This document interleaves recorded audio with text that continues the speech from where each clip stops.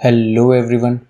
So last class में हम लोगों ने स्ट्रक्चर ऑफ न्यूक्लियस तक देख लिया था। अब इससे आगे स्टार्ट करते हैं। सो सबसे पहले हम बात करते हैं कि जो न्यूक्लियस है वो सबसे मेन पार्ट है आपके सेल का। वो सेल की सभी एक्टिविटीज़ को कंट्रोल करता है। हमने पढ़ा था न्यूक्लियस के अंदर क्या प्रेजेंट होता है, क्रोमेटिन प्रेजेंट होता है। क्रोमेटिन क्या है, एक थ्रेड लाइक मटेरियल है जो आपके सेल के अंदर प्रेजेंट होता है और यही क्रोमेटिन मटेरियल आगे जाके खुद को ऑर्गेनाइज कर लेता है इस क्रोमोसोम लाइक स्ट्रक्चर के अंदर। किसके अंदर अरेंज कर लेता है खुद को? क्रोमोसोम जैसे स्ट्रक्चर के अंदर अरेंज कर लेता है। कब? whenever the cell is about to divide, जैसे ही सेल डिवाइड होने वाला होता है, this chromatin material arrange itself in the form of this chromosome. Chromosome की फॉर्म में खुद को अरेंज कर लेते हैं। ह्यूमंस के अंदर 23 पेयर ऑफ क्रोमोसोम होते हैं, दैट इज टोटल 46 क्रोमोसोम होते हैं। 23 पेयर में मिलते हैं आपको, इसलिए टोटल क्या हो गए? 46 हो गए। न्यूक्लियस के अंदर आपको एक और डेंस बॉडी देखने को मिलेगी जिसको न्यूक्लियोलस कहते हैं। It is called the brain of the nucleus. Nucleolus क्या है? न्यूक्लियस का भी ब्रेन क्या है? न्यूक्लियोलस है। It comprises of 25% of the volume of the nucleus. तो न्यूक्लियस का 1/4 क्या होता है? न्यूक्लियोलस ही होता है। It consist of protein and ribo nucleic acid RNA। Nucleolus के अंदर दोनों चीजें हैं, प्रोटीन्स भी है और RNA भी प्रेजेंट होता है। It helps in the formation of ribosomes. किसकी फॉर्मेशन में मदद करते हैं? राइबोसोम्स की फॉर्मेशन में मदद करते हैं, जो सेल के लिए प्रोटीन बनाने का काम करते हैं। तो सेल के लिए प्रोटीन कहाँ बनता है? राइबोसोम्स में बनता है। और राइबोसोम्स की फॉर्मेशन में कौन मदद करता है? आपका न्यूक्लियोलस मदद करता है। तो न्यूक्लियोइड क्या होता है? कई बार जो सेल है उसका जो न्यूक्लियस है उसके चारों तरफ वेल डिफाइंड न्यूक्लियर मेम्ब्रेन नहीं होती है। जिसके अंदर न्यूक्लियर मेम्ब्रेन नहीं होगी वो न्यूक्लियस इतना वेल डिफाइंड नहीं होगा, क्योंकि आपको पता ही नहीं चलेगा कि न्यूक्लियस कहाँ पे है। तो एक ऐसा न्यूक्लियस जिसके अंदर कोई nuclear boundary, nuclear membrane present नहीं है, उस न्यूक्लियस को न्यूक्लियोइड कहा जाता है। क्या कहा जाता है? न्यूक्लियोइड कहा जाता है। तो ऑर्गेनिजम्स दो ब्रॉडर कैटेगरी में डिवाइड हैं, एक हैं प्रोकैरियोट्स और एक हैं यूकैरियोट्स, ऑन द बेसिस कि उनके अंदर वेल डिफाइंड न्यूक्लियस है या नहीं है। तो organism whose cells do not have a defined cell membrane are called prokaryotes. वो ऑर्गेनिज्म जिनके न्यूक्लियस के चारों तरफ वेल डिफाइंड न्यूक्लियर मेम्ब्रेन नहीं होती है उनको क्या कहा जाता है? प्रोकैरियोट्स कहा जाता है। और वो ऑर्गेनिज्म जिनका वेल डिफाइंड न्यूक्लियस होता है, न्यूक्लियर मेम्ब्रेन होती है, उनको यूकैरियोट्स कहते हैं। तो न्यूक्लियर मेम्ब्रेन जिसमें प्रेजेंट नहीं है वो प्रोकैरियोट, और जिसमें न्यूक्लियर मेम्ब्रेन प्रेजेंट है वो क्या कहलाएगा? आपका यूकैरियोट कहलाएगा। तो कुछ डिफरेंसेस देख लेते हैं हम प्रोकैरियोट्स और यूकैरियोट्स के बीच में। जो प्रोकैरियोट्स हैं, there is no presence of nucleus, तो इसके अंदर आपको न्यूक्लियोइड देखने को मिलेगा। यूकैरियोट्स के अंदर the nucleus exist in the cell, nucleus आपको देखने को मिलेगा। A single chromosome is present in prokaryotes, जबकि मल्टीपल क्रोमोसोम देखने को मिलेंगे आपको यूकैरियोट्स के अंदर। They undergo asexual reproduction. Prokaryotes asexual mode of reproduction show करते हैं जिसमें सिंगल पेरेंट इन्वॉल्व होता है, जबकि यूकैरियोट सेक्सुअल रिप्रोडक्शन शो करते हैं जिसके अंदर आपका 2 पेरेंट्स इन्वॉल्व होते हैं। और इसके साथ ही कई यूकैरियोट्स ऐसे भी हैं जो आपका asexual mode of reproduction show करते हैं। They are generally unicellular organism. Prokaryotes ज्यादातर क्या होते हैं? यूनिसेलुलर, सिंगल सेल ऑर्गेनिज्म होते हैं, जबकि यूकैरियोट्स मल्टी सेलुलर ऑर्गेनिज्म होते हैं। There are no membrane bound cell organelle. हमने पढ़ा था सेल के अंदर बहुत सारे सेल ऑर्गेनेलीज होते हैं, लेकिन उनके चारों तरफ मेम्ब्रेन प्रेजेंट नहीं होती है, तो मेम्ब्रेन बाउंड सेल ऑर्गेनेलीज नहीं होते। जबकि यूकैरियोट्स के अंदर आपको membrane bound cell organelles cell के अंदर देखने को मिलेंगे। एग्जाम्पल क्या है प्रोकैरियोट्स के? बैक्टीरिया है, ब्लू ग्रीन एल्गी है, साइनोबैक्टीरिया। तो इन दोनों को छोड़ के जितने भी ऑर्गेनिज्म बच गए, प्लांट्स हो गए, एनिमल हो गए, फंगस हो गए, वो सब किस कैटेगरी में आएंगे? यूकैरियोट्स की कैटेगरी में आएंगे। So these were few differences between prokaryotes and eukaryotes. यहाँ पे आप देख सकते हैं न्यूक्लियस है, न्यूक्लियस के चारों तरफ मेम्ब्रेन है। ये न्यूक्लियोइड है प्रोकैरियोट के अंदर, जिसके well defined nuclear membrane present नहीं है। साइटोप्लाज्म। तो हमने बात की थी कि 3 मेन कंपोनेंट होते हैं सभी सेल्स के अंदर। एक होता है सेल मेम्ब्रेन, जिसको आप प्लाज्मा मेम्ब्रेन भी बोलते हैं, दूसरा न्यूक्लियस, और तीसरा क्या है, cytoplasm. The plasma membrane has a fluid like substance in it which is called the cytoplasm. अब हमने बात की थी ये सेल मेम्ब्रेन है, ये न्यूक्लियस है। न्यूक्लियस और सेल मेम्ब्रेन के बीच में जितना भी फ्लूइड लाइक मटेरियल है वो क्या कहलाता है, आपका साइटोप्लाज्म कहलाता है। The cytoplasm contains several organelles that can perform distinct function in the cell. तो जो आपका साइटोप्लाज्म है उसी के अंदर बाकी सभी सेल ऑर्गेनेली सस्पेंडेड होते हैं। क्या फंक्शन होता है साइटोप्लाज्म का? It supports and suspends the cell organelles and molecules. तो जितने भी सेल ऑर्गेनेली हैं उन सबको सपोर्ट करने का काम, और उनको जगह कहाँ मिलती है, कहाँ प्रेजेंट होते हैं, वो साइटोप्लाज्म में ही प्रेजेंट होते हैं। The cellular processes occur in cytoplasm such as formation of protein. Protein की फॉर्मेशन यहीं पे होती है, और जितने भी सेल के मैक्सिमम फंक्शंस हैं वो इस साइटोप्लाज्म के अंदर ही होते हैं। It allows movement of substances in the cell such as hormones. Cell में एक जगह से दूसरी जगह चीज़ें इस साइटोप्लाज्म के थ्रू ही ट्रेवल करती हैं। It dissolve cellular waste. जो भी सेल के अंदर वेस्ट प्रोड्यूस होता है वो भी इसी के अंदर डिजोल्व होके रहता है। सेल ऑर्गेनेलीज क्या होती हैं? In case of eukaryotic organism, हमने बात की प्रोकैरियोटिक में तो मेम्ब्रेन बाउंड सेल ऑर्गेनेलीज होती ही नहीं है। तो यूकैरियोटिक ऑर्गेनिज्म के केस में जो सेल है वो कुछ ऑर्गेनेलीज कंटेन करता है that have their own membrane, और उन सभी ऑर्गेनेलीज के चारों तरफ क्या है, मेम्ब्रेन प्रेजेंट है, apart from the overall cell membrane of the cell.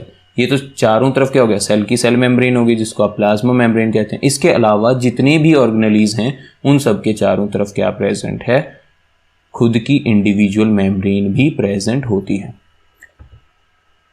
What is the significance of membrane bound organelles in the cell? क्या सिग्निफिकेंस है, क्यों प्रेजेंट हैं वो मेम्ब्रेन बाउंड ऑर्गेनेलीज सेल के अंदर? The cells perform several function. Cell बहुत सारे function perform करता है। The organelles are useful because they allow separation of different functions that are being performed by the cell. अब cell different function perform करता है, और जो उसके डिफरेंट ऑर्गेनेलीज हैं वही वो अलग अलग फंक्शन परफॉर्म करते हैं। और अगर अलग अलग ऑर्गेनेली अलग अलग फंक्शन परफॉर्म कर रहा है तो एफिशिएंसी बढ़ जाती है। Organelles which carry out important activities in the cell क्या क्या है वो? Endoplasmic reticulum, Golgi apparatus, lysosomes, mitochondria, plastid, vacuoles, centrioles, ribosomes, peroxisomes. तो ये सारे आपके क्या हैं, सेल ऑर्गेनेली हैं। इनको अब हम एक एक करके डिटेल में देखेंगे।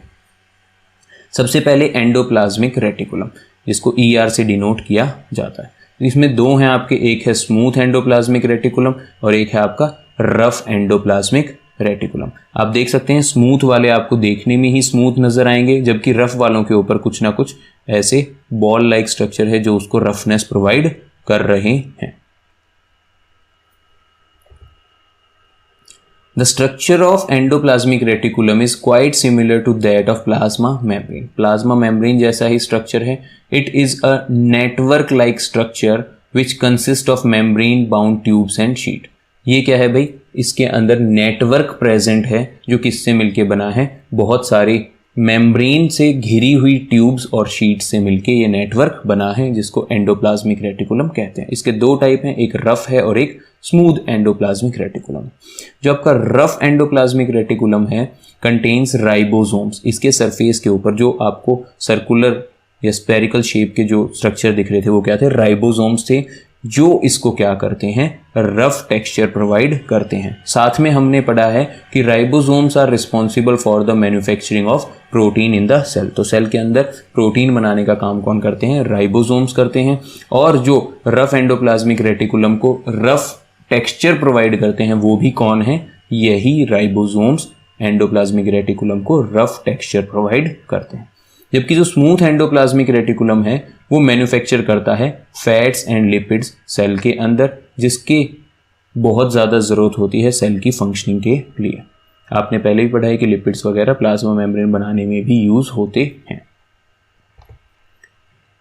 सो what are the functions of lipids and proteins? Proteins rough endoplasmic reticulum पे प्रेजेंट राइबोसोम बना रहे हैं, लिपिड्स कौन बना रहा है, स्मूथ एंडोप्लाज्मिक रेटिकुलम बना रहा है। So proteins and lipids synthesized on endoplasmic reticulum are used for making cell membrane. हमने बात की थी सेल मेम्ब्रेन में इनका यूज होता है जब हमने फ्लूइड मोजाइक मॉडल पढ़ा था और हमने बात की थी कि उस प्रोसेस को क्या कहते हैं, मेम्ब्रेन बायोजेनेसिस कहते हैं। मेम्ब्रेन का जो फॉर्मेशन है उस प्रोसेस को क्या कहते हैं, मेम्ब्रेन बायोजेनेसिस कहते हैं। तो एंडोप्लाज्मिक रेटिकुलम ही लिपिड्स और प्रोटीन्स प्रोड्यूस करता है जिससे कि सेल मेम्ब्रेन या प्लाज्मा मेम्ब्रेन बनती है।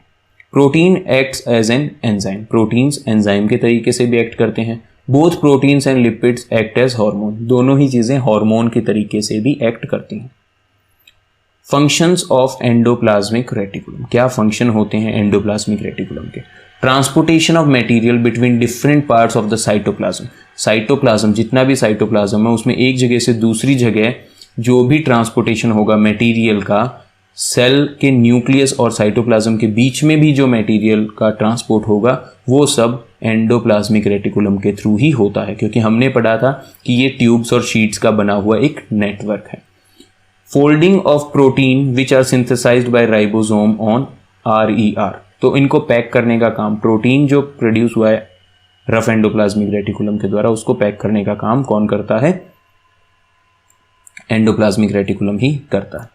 Detoxifying poisons and drugs out of the cell is the function of smooth endoplasmic reticulum. जो आपकी बॉडी में पॉइजन है या ड्रग्स हैं उनको डिटॉक्सिफाई करना, उनके इफेक्ट को खत्म करने का काम कौन करता है, स्मूथ एंडोप्लाज्मिक रेटिकुलम करता है। So next cell organelle is your Golgi apparatus. आपको स्ट्रक्चर यहाँ पे दिखाई दे रहा है गोल्गी अपरेटस का, ठीक है जी, आगे देखते हैं।